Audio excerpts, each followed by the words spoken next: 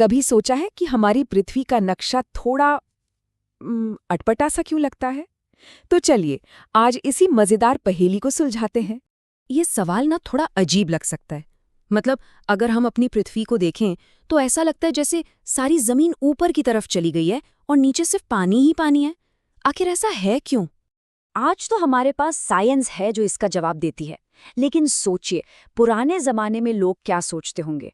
उन्होंने इस पहेली को सुलझाने के लिए कुछ बड़े ही मजेदार, कुछ बहुत ही अनोखे आइडियाज निकाले थे। चलो देखते हैं जरा। ये वाला तो बड़ा सीधा साधा लगता है ना, कि भाई जैसे लट्टू घूमता है तो चीजें ऊपर उठ जाती हैं। तो लोगों ने सोचा, क्या पता पृथ्वी के घूमने की ताकत ने ही सारे महाद्वीपों को खींचकर उत्तर में जमा कर दिया हो।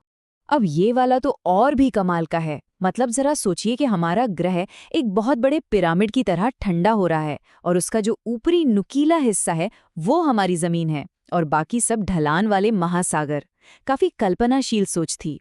ये आइडिया थोड़ा लॉजिकल लगता है। लोगों को लगा कि भाई अगर उत्तर में इतनी जमीन है तो ग्रह को बैलेंस करने के लिए दक्षिण में भी उतनी ही जमीन होनी चाहिए।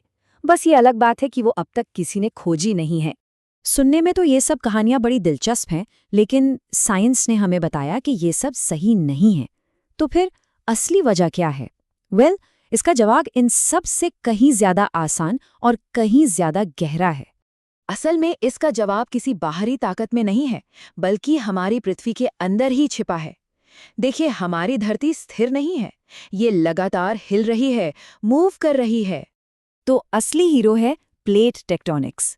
इसका सीधा सा मतलब ये है कि हमारी जमीन और महासागर चट्टान के बहुत बड़े बड़े टुकड़ों पर टिके हुए हैं। इन्हें ही हम टेक्टोनिक प्लेट्स कहते हैं। और ये प्लेट्स हमेशा धीरे धीरे चलती रहती हैं, जैसे पानी पर बर्फ की बड़ी बड़ी सिल्लियां तैरती है ना, बिल्कुल वैसे ही।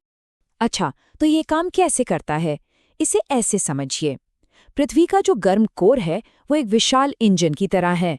ये गर्मी अंदर की पिघली हुई चट्टानों में ठीक वैसे ही करंट पैदा करती है जैसे किसी पतीले में पानी उबलता है।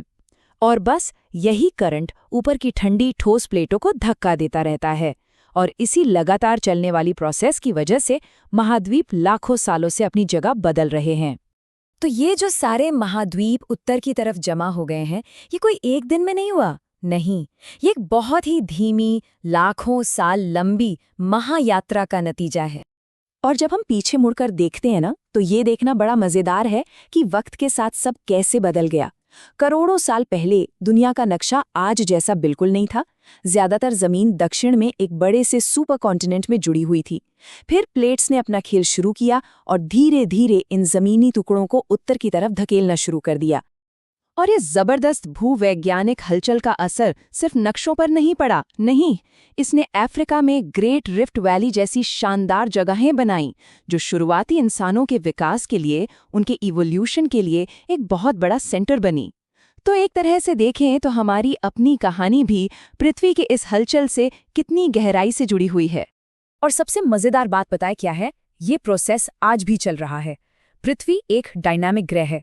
इसकी सतह लगातार बदल रही है। इसका मतलब ये हुआ कि जिस दुनिया को हम आज जानते हैं वो हमेशा ऐसी नहीं रहने वाली। आज से करोड़ों साल बाद हो सकता है कि सारे महाद्वीप फिर से एक साथ जुड़ जाए और एक नया सुपर कॉन्टिनेंट बना लें, और दुनिया का नक्शा एक बार फिर पूरी तरह से बदल जाएगा। तो ये तो समझ आ गया कि हमारी दुनिया का ये अजीब सा नक्शा कैसे बना। लेकिन ये सब सोचने पर एक आखिरी सवाल मन में आता है। ये जो क्रांतिकारी आइडिया था प्लेट टेक्टोनिक्स का, इससे दुनिया के सामने रखा किसने था? ये अपने आप में एक और मजेदार कहानी है जिसके बारे में जानने की कोशिश तो बनती है।